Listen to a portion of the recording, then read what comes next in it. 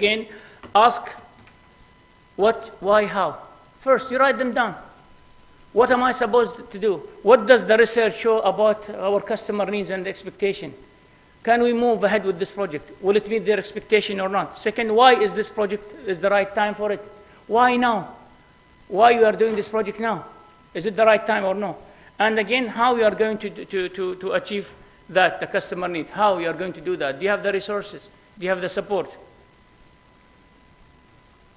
And then again, the second stage, once you're done with the first stage, you move to the second. Second is about the assumptions, the scale of this project.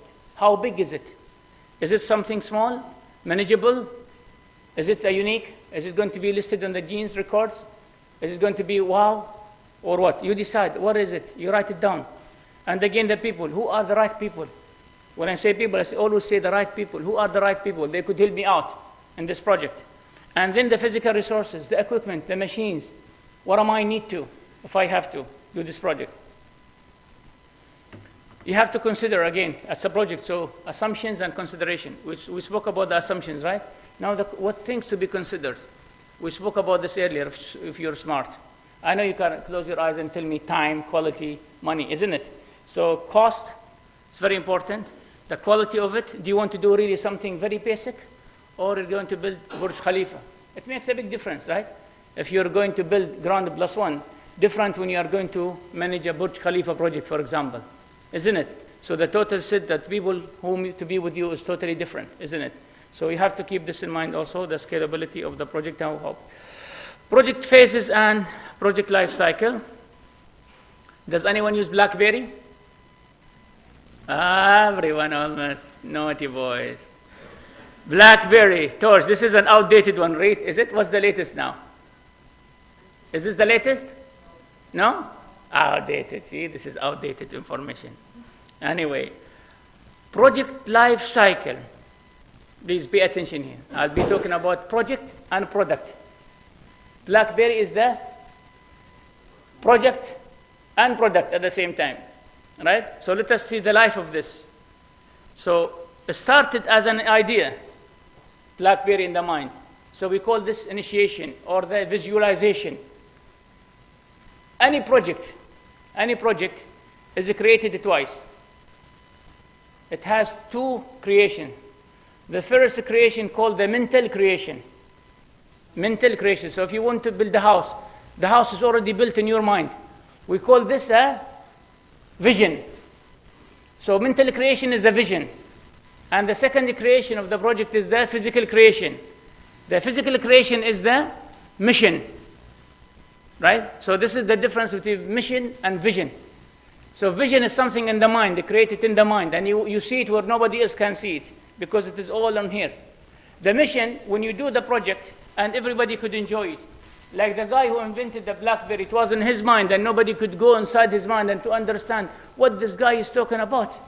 Communicating through those messengers, how come? But he can see it in his mind happening. When he produced it to the market or to his colleague, then wow, here we go. We have a product, a handy product, can do a job for us. So that is a mission now.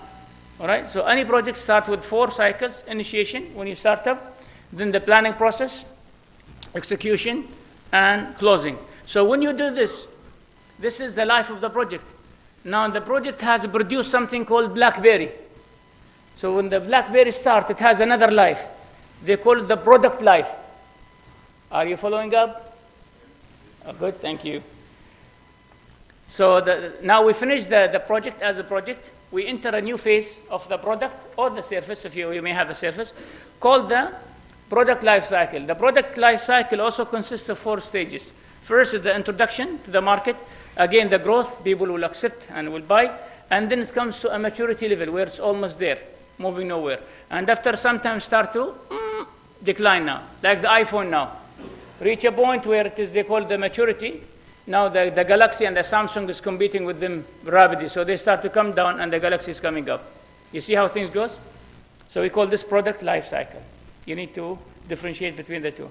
Again here, just to visualize it, initiation of the project and planning, execution, closure. Very easy, right? Easy. 4 stages, but different between knowing and doing. right? So if you notice at each stage, I have put something called a gate.